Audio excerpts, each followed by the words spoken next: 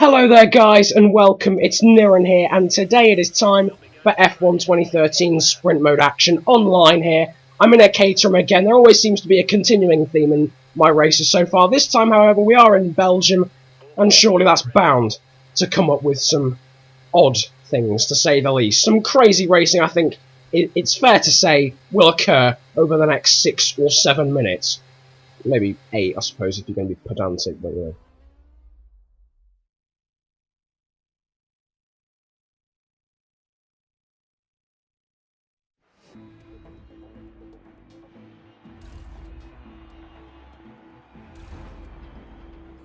Right then, I'm 8th on the grid, so in theory it should be relatively easy for me to stay out of trouble. I've just got to let the guys ahead cause their own carnage, and I'll just follow through. Oh god, no I won't follow through, that's not what I'm going to do. I'll just cleanly move around the outside while they cause their own problems and their own shenanigans. Just watch, this is exactly what's going to happen. Carnage, yeah, or will it? Yeah, okay. Alright, yeah, okay, well, it didn't quite go to plan, but I mean, you know, it's not quite the end of the world as a Mercedes front wing just flicks over me. We're going to use that. I don't know why. I don't know how I'm expecting to pass him through a Rouge, but he doesn't give me a huge amount of space in all honesty. In fact, not just a huge amount of space, he just cuts me off completely through a Rouge, and now we're following him down into the chicane. Here, this British Mercedes who's looking a little bit erratic as he... No, I said erratic, not erotic, so that's fine. Yeah, just ignore that. We've lunged up the inside. There's a bit of contact. Right, new rule, new tactic. Let's just follow this guy. Let's just follow this guy and see how things go. Because it's clear to me, if I try and lunge at him, he's just going to completely cut me off and or send me into the barrier.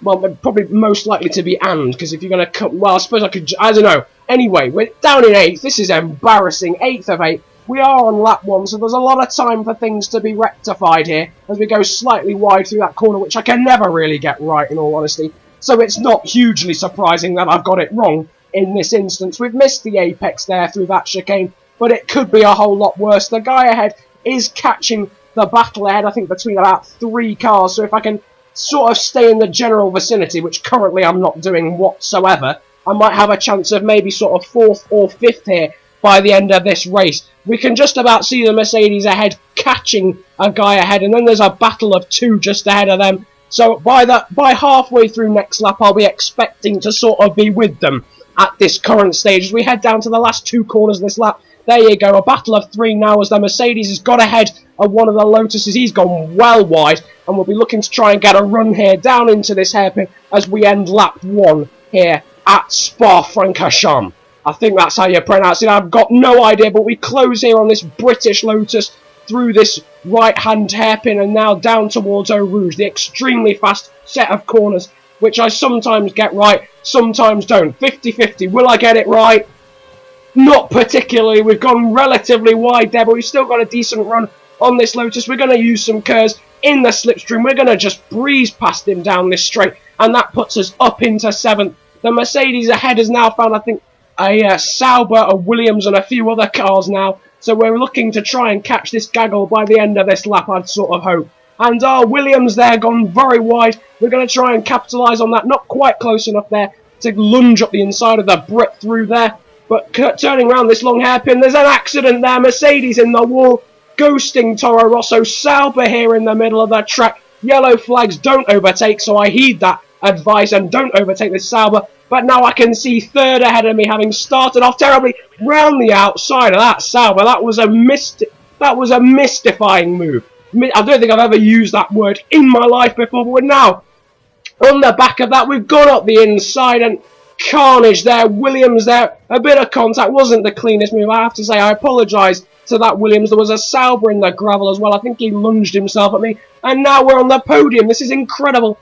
Quick Mercedes, nowhere to be found. And I think we might as well just cruise here to 3rd because the guys ahead aren't catching me. Oh, no, never mind, they are. Through this quick section, the Kerrs are using it clearly, but they've gone wide through that. And now the Lotus and the Williams are alongside each other, just checking, going slightly defensive there. If there's a... Oh, for Pete's sake! Just why? Just why? Why would you even do that? Somehow, I've survived that onslaught there from the Williams, who just punted me round the corner. We're going to lunge into this first corner to ensure he doesn't do the same thing. And in fact, he doesn't. He misses like an idiot, like a moron. And now we find ourselves in third still. But we have a decent enough gap. I think there's been an accident. Yeah, there has. Now there has. There's definitely been an accident now. And that fairly erratic Williams has put the Lotus in the wall. That, however, does mean we now have Jammo, hunting us down, otherwise known as the British Mercedes from earlier, who sort of spun me round while spinning himself. Oh dear, in other news, I've completely missed the apex to that corner. I'm too busy trying to work out whether the guy behind is catching me.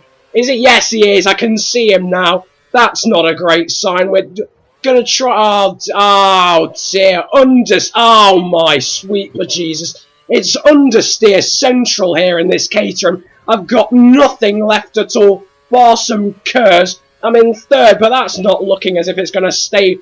But it's just not. Oh, I've got. Oh my, dearie me! You could count the amount of apexes I've hit on. Well, not even. Oh, I've been hit. What? Oh, now that's an assisted apex missing. That's not me. That's all him. I'm not having any of that nonsense. The noobish behaviour has come about here, and the Mercedes Jammo has shown his true colours in terms of being an utter noob, but he's got a terrible run out. Has he just braked? He has. He's slowing down. Is that dramatic music in the background? Oh yes it is, because now I can take third back. I believe in myself. I can take third back from this noob. I can do it. Here we go now, lunging down. We're going to go around the outside, and no, it's not happened. It's not happened at all. It's not even remotely happened. Not even in the slightest. And the noob, not only did he take me out the first time, he then waited for me and took me out a second time. I can see a recurring theme in these videos. I have to say, it's and I'm not enjoying this recurring theme. If it's any consolation, the noob himself, the epitome of noobish behaviour, has lost connection and thus lost any points or any positions he may have got. And it's a real kick in the balls because the guy ahead had a 10-second penalty and was only like, what was it? It's 1/10 of a second. If I'd have lost 1/10 less in that accident, I don't know. I don't even know what to believe anymore. I really don't, but I'm hoping you've been. Whoa. Hold the phone. Hold that phone. What's this kid doing? Oh, great. So not only did I get punted off about 3 times, possibly 4 times by noobs, I got beaten by someone who didn't even have a car. Well, that's just a real kick in the... Alright, that was one crash, and to be honest, it didn't even make sense anyway. I mean, he ghosted right in front of me, but bar that, I mean, it's been